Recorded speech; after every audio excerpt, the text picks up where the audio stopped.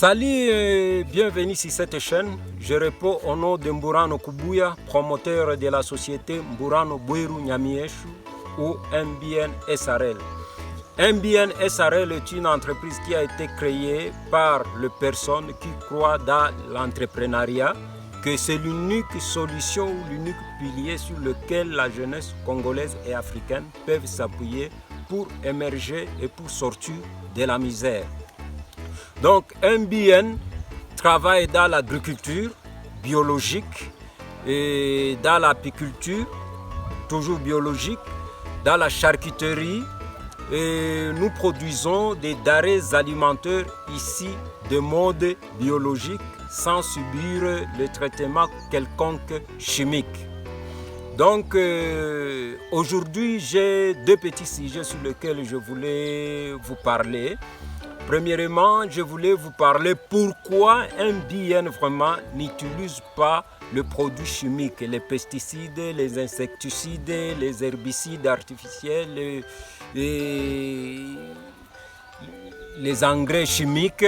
Et pourquoi MBN n'utilise pas tout cela? Ce n'est pas pour rien. Il y a une cause qui fait que nous, MBN, on a mis la croix sur ces produits chimiques-là. Parce que ces produits chimiques vraiment sont des destructeurs massifs de la vie humaine et de la vie de nos sols ici sur cette terre. Alors, ici chez nous, comme vous le savez déjà, et nous avions commencé par la culture de tomates, de basilic et ainsi de suite. Et tout ce que nous avons déjà fait, vraiment, nous le faisons biologiquement. Je vais vous le montrer. Jusque-là, nos tomates, nos basilics n'ont pas encore reçu aucun traitement chimique. Rien de tout cela. Et au stade où nous en sommes aujourd'hui, ça évolue très bien. Et je vais vous dire une astuce pourquoi ça évolue très bien.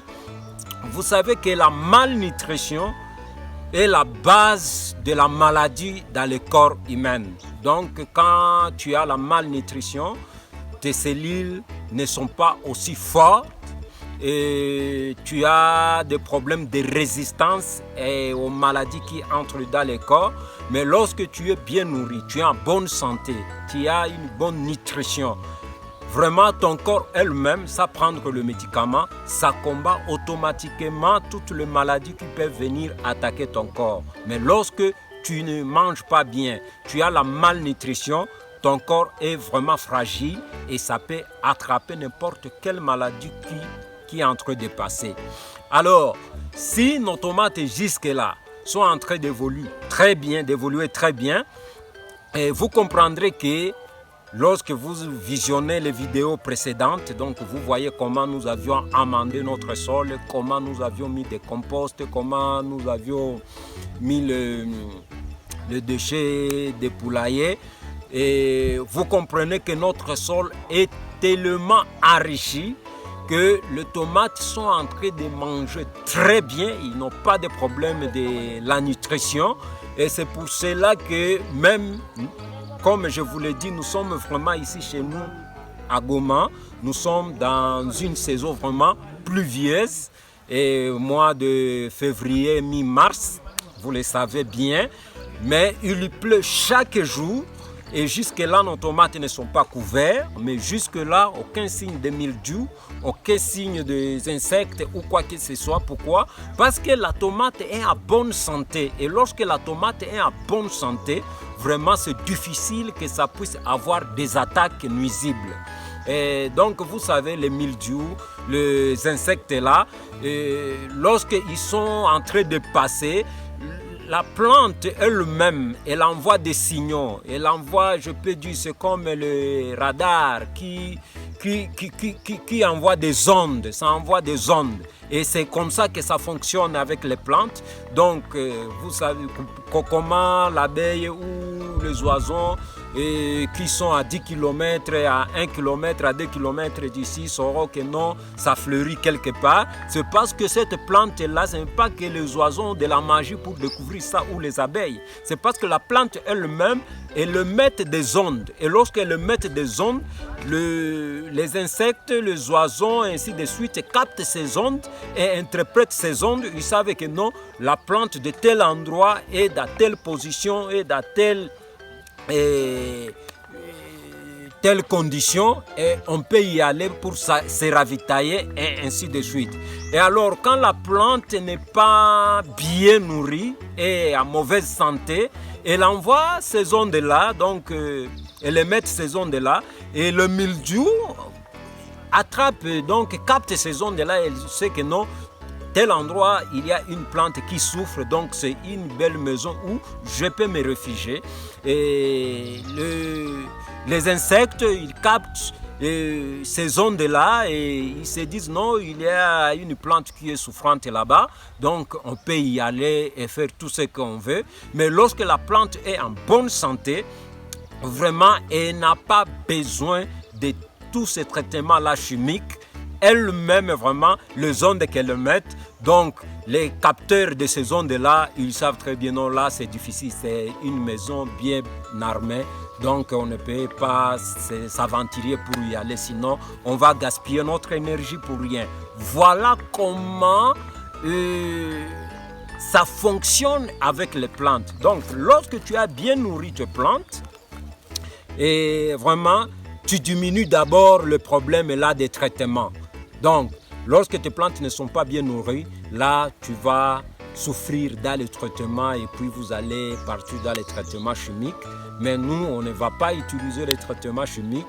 Donc, s'il y a une attaque quelque part, on va utiliser que la méthode naturelle. Et tout cela, vous le verrez. Donc, si nous n'utilisons pas ces traitements-là chimiques, c'est parce que vraiment, c'est du poison et ça détruit vraiment la vie humaine. Et pour vous montrer ça, et surtout ici chez nous en Afrique, nous subissons des histoires qui sont insupportables vraiment. Donc si vous les voyez, vous écoutez ça, ça va vous décourager totalement de manger tous ces produits de cette façon-là, qu'on utilise les engrais chimiques, les pesticides, les insecticides. Vraiment, ça nous tue, ça tue le corps, croyez-le. Et je vous invite de suivre cette petite vidéo que j'ai piquée quelque part et vous allez comprendre. Donc c'est une vidéo qui parle de fabrication de ces produits chimiques-là, donc de ces insecticides en France. Vous allez comprendre pourquoi MBN vraiment a supprimé tout cela dans ses projets. Donc je vous invite, suivez un peu cette vidéo-là et à la fin de la vidéo, donnez vos commentaires. N'oubliez pas vraiment à vous abonner et à cliquer sur la cloche de notification pour ne pas manquer la notification des nouvelles vidéos que nous allons poster. Et lorsque vous allez voir cette vidéo que je vais vous lancer tout de suite là, donc la partie là que j'ai piqué quelque part qui parle de l'insecticide, vous allez vraiment me donner raison et vous allez vraiment, je vous invite de laisser des commentaires sur ça et de donner votre avis sur ce que vous allez voir. Alors, soyez le bienvenu, je vous invite. Voyez l'extrait de cette vidéo ensemble. Bonjour, je suis Stéphane Mandard, je suis journaliste au Monde et je vais vous expliquer comment en France, en 2020, on continue à produire des pesticides ultra dangereux, interdits en Europe, pour les écouler dans les pays du tiers-monde. Bonjour Stéphane Mandard. Bonjour Hugo Clément. Vous avez réalisé une enquête qui révèle des informations assez incroyables, notamment sur des pesticides considérés comme dangereux, qui sont interdits à la vente aujourd'hui en France et dans l'Union européenne, mais que la France continue à fabriquer pour les vendre dans des pays en développement. Ça paraît dingue. C'est complètement dingue. Ce n'est pas des petits pesticides qu'on emploie de façon anodine dans les jardins, monsieur tout le monde. C'est des pesticides qui sont les plus toxiques au monde. Il y a quoi comme pesticide par exemple qui est interdit chez nous mais qu'on continue à produire pour vendre à l'étranger? Alors, le pesticide le plus connu, entre guillemets, c'est ce qu'on appelle l'atrazine. C'est un pesticide qui est utilisé beaucoup dans les champs de maïs et c'est interdit depuis 2003 au niveau européen parce que c'est une molécule qui a des conséquences sur le développement intra-utérin. C'est reprotoxique, c'est génotoxique, ça peut avoir des répercussions sur le développement d'un fœtus ou ensuite sur des points de QI en moins pour un enfant. C'est vraiment la molécule la plus connue. Cette atrazine, on continue à le fabriquer en France. Il y a 19 sites en France, c'est assez faramineux, qui tous les jours vont produire ces pesticides interdits. À quel endroit? C'est tenu secret. J'ai posé la question à ces producteurs pour savoir quelle quantité et où, et ils n'ont pas voulu me répondre. Ils se réfugient derrière le secret des affaires. Quels sont les pays concernés par nos exportations de produits dangereux? C'est évidemment ce qu'on appelle les pays en voie de développement ou les pays émergents, les pays à faible revenu, les pays africains, le Mali, le Bénin, le Togo, aussi la Tanzanie, c'est aussi en Amérique latine, l'ex-bloc d'Union soviétique, parce que les réglementations ne sont pas les mêmes qu'au niveau de l'Union européenne. C'est beaucoup plus large, il y a beaucoup moins de contrôle. Et les personnes qui utilisent ces produits, bien souvent, n'ont pas les protections adaptées, voire n'ont pas de protection du tout. Donc c'est vraiment exposé massivement à ce danger, avec des cas de mortalité directe. Donc c'est très très dangereux pour les populations qui les utilisent. Et parmi ces populations qui les utilisent, les travailleurs, on trouve des hommes, des femmes et aussi beaucoup d'enfants. Vous avez interrogé les fabricants de pesticides pour leur demander quand même comment ça se fait que vous continuez à produire des pesticides qu'on sait dangereux, qu'on a interdits, et à les vendre dans des pays pauvres. Il n'y a pas un problème de morale, ça leur pose aucun souci? Eux ne réfléchissent pas en termes de morale, ils réfléchissent en termes de business. La seule valeur qui est mise en avant par les fabricants, c'est la liberté d'entreprendre. Il n'y a pas du tout de prise en compte de la santé des populations qui peuvent travailler avec ces produits ou être exposés parce qu'ils vont consommer une alimentation contaminée par ces substances toxiques. D'ailleurs, l'ONU, dans un rapport sur l'alimentation, a noté que cette pratique est une violation des droits de l'homme. Donc la France viole les droits de l'homme selon l'ONU aujourd'hui? La France participe à la violation des droits de l'homme, c'est l'ONU qui le dit. Sous la pression de plusieurs associations, les députés français ont voté une loi qui interdit la production de ces pesticides dangereux à partir de 2022 en France. Et cette loi, elle n'a pas du tout plu à l'industrie des pesticides. Ils ont fait tout ce qu'ils pouvaient pour convaincre les autorités, convaincre le gouvernement de faire marche arrière. Tout à fait. Dès que cette loi a été promulguée, même avant, puisqu'ils étaient au courant que cette loi était en discussion, il y a eu un lobbying intense. Acharné jusqu'au plus haut sommet de l'État avec des échanges de courriers qui ont été envoyés à Emmanuel Macron, qui ont été envoyés au Premier ministre Édouard Philippe, qui ont été envoyés au ministre de l'Économie, au ministre de l'Agriculture évidemment. Vous vous êtes procuré un courrier signé du lobby des pesticides qui écrit au Premier ministre et qui dit, je cite, « L'impact économique et social en France de cette mesure, donc l'interdiction de produire des pesticides dangereux en France, sera extrêmement important avec plus de 2700 emplois directement concernés sur nos 19 sites de production répartis sur l'ensemble du territoire. » C'est du chantage à l'emploi, en fait, que fait le lobby des pesticides au gouvernement. On peut dire ça comme ça, effectivement. À chaque fois, l'argument qui était mis en avant, c'était le chiffon rouge de l'emploi. Vous avez aussi récupéré ce courrier signé du chef de cabinet d'Emmanuel Macron et daté du 25 juin 2019, où on peut lire « Soyez certain que le chef de l'État a pris connaissance avec attention des préoccupations que vous exprimez. Je vous invite à vous rapprocher de M. Bruno Le Maire, ministre de l'Économie et des Finances, pour trouver une solution. »